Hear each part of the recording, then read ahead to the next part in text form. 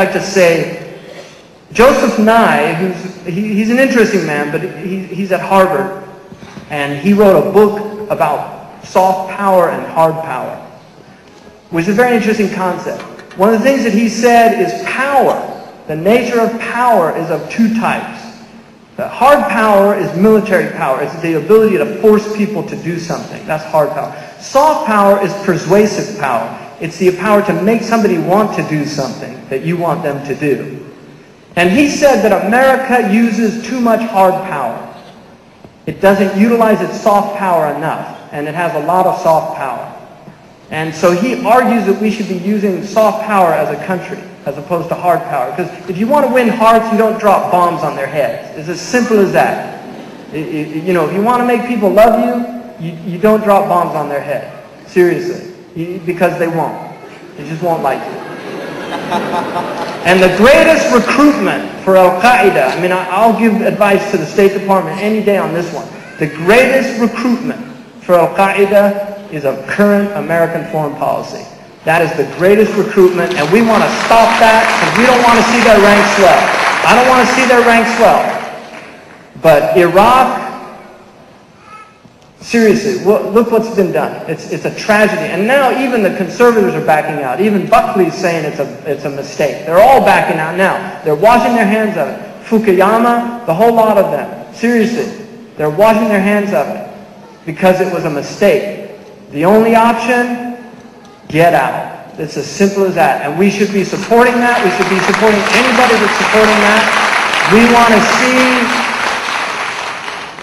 commerce with mutual agreement. That's what we want. That's that should be our platform. It's not a political platform. It's a moral platform. It is a moral platform. Because religion, its role in politics is to remind people of the highest ethical standards of humanity. Islam and America share many great principles. This country shares many great principles with the Islamic religion. Most of the Bill of Rights is right out of Islamic teaching. Really.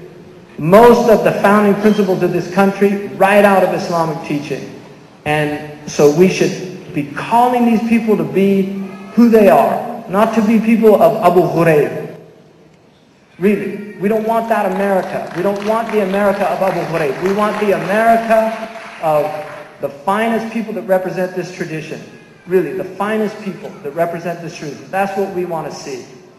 And that's what we should call people to. We should call the Muslims be Muslims. Americans be Americans. If Muslims start behaving like Muslims and Americans start behaving like Americans, the problems will go away.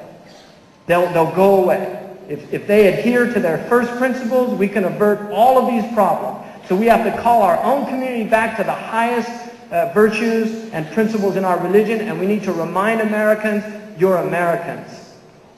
This is a country that George Washington wanted to see, a country of benevolence, a country of commerce and trade, a country that did not have passionate attachments to any foreign nation. Passionate attachments to any foreign nation. Any foreign nation. Make it an even playing game. Even Steven. Put it out there. Just make it even Steven. That's the way. And we should not have as our #1 export weapons of mass destruction. We need to end the arms trade. These are Islamic principles. The Prophet ﷺ said, بَيْعُ السِّلَاحِ عَنْدَ الْفِتَنِ مَلْعُونَ. The one that sells weapons during times of strife is damned to hell. Is damned to hell. And Jesus, who, according to the head of this country, current head, according to the current head of this country, his favorite philosopher was Jesus. So I'd just like to remind him, blessed are the peacemakers, for they shall be called children of God. Blessed are the peacemakers, for they shall be called children of God. In conclusion, I have never in my entire life of study seen anything more powerful than the soft power of Islam. And I personally believe it's time the Muslims gave up the idea of hard power. It's been long gone.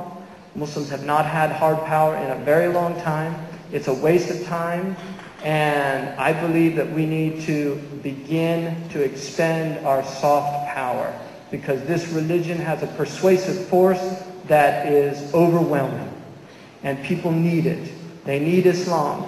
They really do. I believe that. I believe that this country can benefit greatly from the teachings of Islam, whether they embrace Islam or just study the teachings. Like some people study Buddhism for benefit. They study Hinduism or Christianity. Just like Islam nurtured Europe out of the Dark Ages, without Europe embracing Islam, it has an immense potential to help nurture the West out of its current nihilistic morass of relativism. Really. And I hope that you participate in spreading the soft power of Islam. The Prophet ﷺ said, إِنَّ اللَّهَ يُعْطِي بِالرِّفْقِ مَا لَا يُعْطِي بِالْعُنْفِ. God gives with gentleness what He'll never give with violence. What He'll never give with violence. جزاكم الله خيرا. والسلام عليكم.